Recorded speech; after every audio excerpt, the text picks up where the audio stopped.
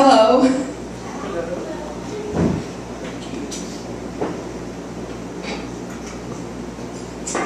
Okay, you can do this. You got this, Mary. You got this. Gay pride. I'm not gay, but if I were, I'd be proud that I was part of God's own light.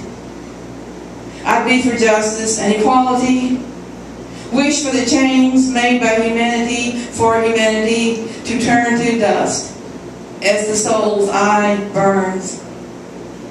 Hate is bad food for any reason, any season, scarring the body and the mind. There's a lot at stake. Mother Earth may shake us off like ants at a picnic.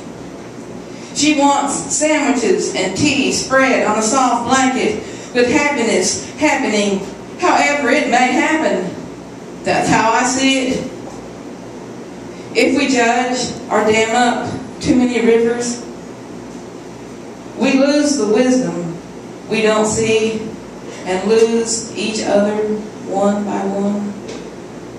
We lose each other one by one.